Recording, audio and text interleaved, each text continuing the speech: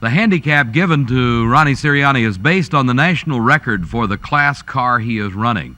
One thing about drag racing, there is something there for everybody, regardless of what type of car you like to drive, whether you'd be a top fuel dragster or a super stocker. NHRA style drag racing has something for everybody. And here is the bye run. There were an unequal number of cars in this round, so Bobby Warren from Clinton, North Carolina, getting a single run. Each car must make the same number of runs as his competitor. One of the real fun categories is the modified, and everybody dreams, I think, at one time or another of having the old Roadster. Certainly do, and this is where the Roadsters, the Coupes, the sedans, they all reside. It used to be in the earlier days of drag racing that the 32 Fords just dominated these classes. But right now, it's the more modern vehicles. Here we see the Chevy Corvette of Jerry Alt coming at us in the right-hand lane, looking at the cars. Paul Schley with the Volkswagen from Santa Ana, California, losing on that run to Alt. Alt at an 11-12. He's from Dayton, Ohio. Losing time for Schley an 11-24. You can see they were very closely matched as they left the starting line, and it's hard to believe that that Volkswagen is competing almost on a heads-up basis, that with a four-cylinder Volkswagen engine to the V8 in the Corvette. And here's the Roadster, perhaps I was thinking about and dreaming about. It's driven by Joseph DeSantis. He'll be going against Jim Griffin. Griffin in the left lane, DeSantis in the right lane. And there's Joe DeSantis. That's right, concentrating on that starting system. The head start, we'll see it count down. A tremendous head start for Jim Griffith over the Street Roadster, and here comes DeSantis. Like you say, everybody dreams about having one of these, but I don't know whether everybody dreams of going 150 miles an hour in one or not. Running time, 9:28 for DeSantis, 11:27 for Jim Griffin. Car capable of speeds upwards of 150 miles an hour. Jim Griffith, with his big head start, still unable to hold off the top-end charge of Joe DeSantis and the Street Roadster, taking the lead as he goes into the traps at the finish line and winning the race. Right now, Ted's back down in the staging lanes, this time to talk with Buster Couch. Buster, you've worked around starting line for a long, long time. You start all the major events? Yes, sir. All the National Hot Rod Association's major events and quite a few in my own division. I've been doing this approximately 11 years. What does it do to your hearing?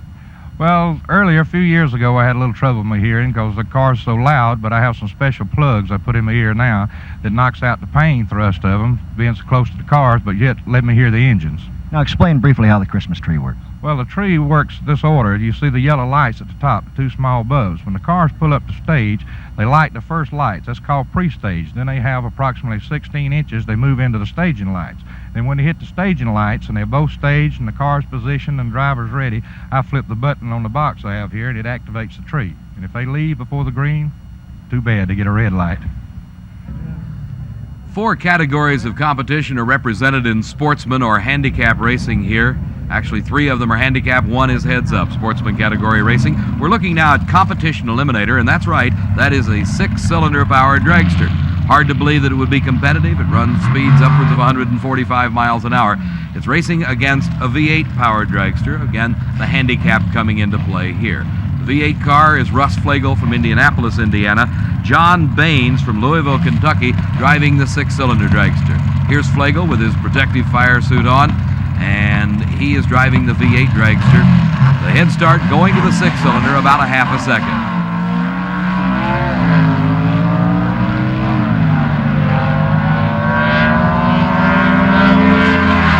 And it's going to be Russ Flegel, a time of 8:46 to 9:25 for John Baines, a speed of 159 miles an hour. Of course, the point here is not only must you be competitive against the guy you're running against, but you also must be able to run fairly close to your record, particularly when you get into NHRA championship competition like this, because the handicap is based on the national record for your class. There we see Russ Flegel taking the win. The next race, there are 2 bodied cars, this one a late model and the other an early model type. Altered cars, that is the class designation, and they both run the same class, so it will be a heads-up race. Dave Weir in the right lane against Bob Riffle. Bob Riffle just running off a quick burnout there. He is from Columbus, Ohio, driving for the Nationwide team. Dave Weir from Spring Valley, New York, and This is literally, Ted, the old versus the new. The old design altered car, that is a Bantam Roadster, against the new Dodge of Bob Riffle, and they're going side by side, and this will be a close one, you can tell right now. Extremely close, and it's Dave Ware, a time of 9:04 to 9.10 for Bob Riffle, a speed of 153 miles an hour. The jubilant reaction of his crewman kind of told you who won that race, I think, Ted. Here we see it again in slow motion and stop action, and let's just see how close it really was. Dave Ware in the Bantam Roadster, as you can see, just a wheel length and a little more ahead of Bob Riffle in the altered. Now back to Pro Comp and round 3. Dave Mack in the right lane. You're taking a look at him right there against Ron Boggs, who will be in the left lane. And this is the new category this year. Different cars, different weights, but all matched up for good competition. And these cars run on a heads-up basis. The handicapping is done by the weight, the cubic inch, and the type of fuel used, the cubic inch of the engine. Within the cars themselves, no handicap. It is a pro start, 1 amber, and then a green light, and then they leave. And tremendous racing in this category. And this is why it's so exciting. Dave Mack, a 7.18 the winning time, 187 miles an hour, 7.25 for the losing effort at 191 miles an hour. And this is another close race. The funny car against the dragster, and certainly Pro Comp has proved that cars can be handicapped on this basis, and you can't get much closer than that. I'll tell you, Ted, that is really close. Double A dragster Jim Scott going against Double B funny car Ken Veeney. Veeney in the left lane, Scott in the right lane. That's a shot of Veeney inside his funny car, the protective fire suit and the mask on. And Jimmy Scott, the car that won the Gator Nationals, Pro Comp, the Sports Nationals, the recent all-sportsman category race, he won that one. He is the winningest Pro Comp racer in the country today with that double-A gas dragster owned by Al Weiss of Canoga Park. And it's going to be Jim Scott, a time of 7:14, 189 miles an hour, 7:43 the losing time, 191 miles an hour. What began 2.5 days ago is now boiled down to the semifinals. Dave, let's take a look and see what we'll see in the semifinal round. Ted, we started with 16 cars in each field. Top Fuel, Funny Car, and Pro Stock, and the best in the country are here, and they're proving it today by their performances.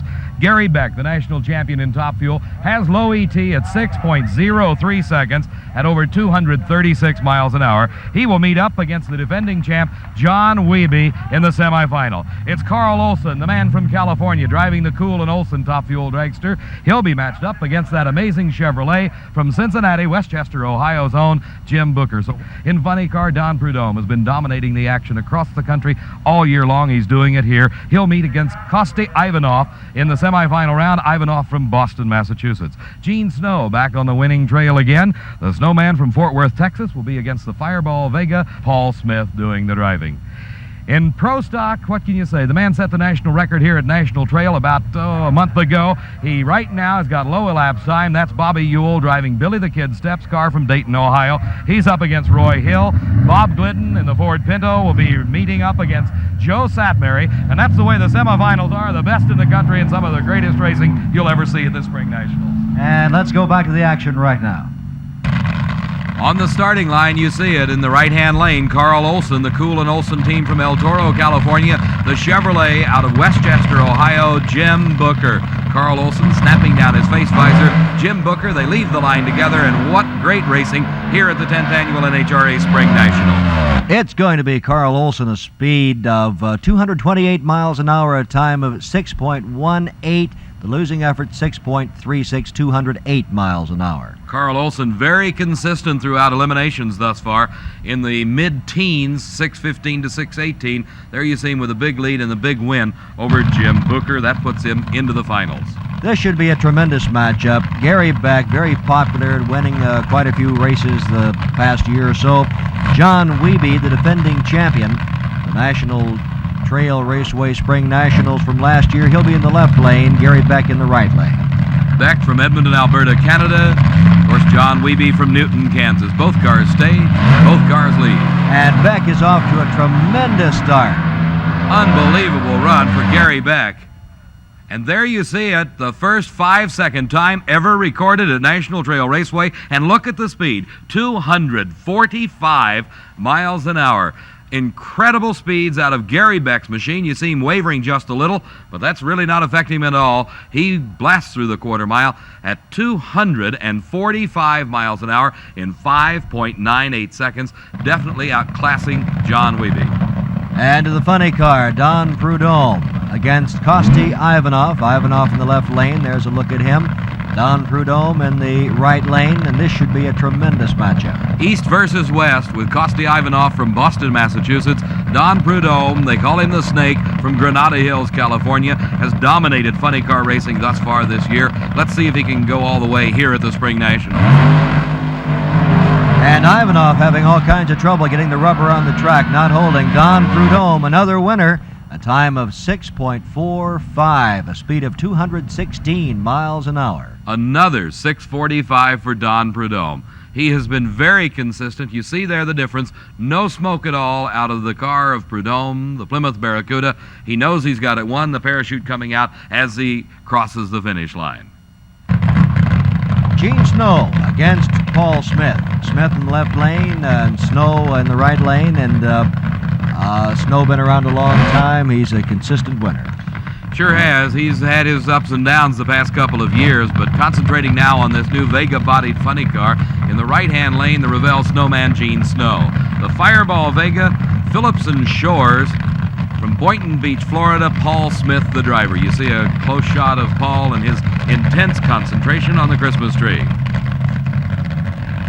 We have pre-stage, stage, and they're off, and all kinds of trouble for Paul Smith as Gene Snow breezes on through, and Paul Smith unable to keep it in line. Not only unable to keep it in line, even in his lane. As you can see him there, passing through the quarter mile ahead of Gene Snow's push truck.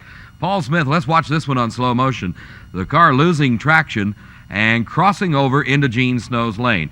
Anytime you cross the lane lines, the outer extremity of the strip or the centered line, as you'll see him do here in just a moment, automatic disqualification, but the race was lost anyway as Gene Snow streaks on to take the win in the semifinal and move into the final to face up against Don Prudhomme.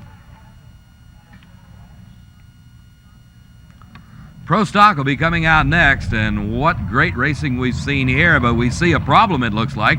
This is the low ET holder thus far in the national record holder. Billy the Kid Steps car, Bobby Ewell driving.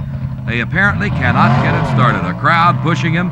Bobby Ewell sitting there as mechanic Paul Frost inside the car trying to check out what may be wrong with it. Billy Stepp, the car owner, coming up to push the car back. And a tough break for Bobby Ewell. He had low time here at 9.06 seconds. His competitor, Roy Hill, getting a single, an easy run to go into the final, and a very dejected Billy the Kid Stepp from Dayton, Ohio. A tough break for the national record holder. Roy Hill just taking his time on this one, 9.944, I would say, for a run. Doesn't matter because he didn't have to really go all out. No, and a very tough break for the car that held low elapsed time. Here are the remaining two cars in the semifinal round. Ford versus Chevrolet, small engine, small car, Ford Pinto, that's Bob Glidden. Joe Satmary, the big block Camaro, and Satmary with another great start. Let's see if he can hold on to take the win. Bob Glidden, the winner, a time of 9.10, a speed of 152 miles an hour. Satmary very good and very sharp at the start, but just not quite enough horsepower to stand off the charge of the Ford Pinto. The guy that won the Pro Stock Eliminator title at the Nationals last year, Bob Glidden from Greenwood, Indiana.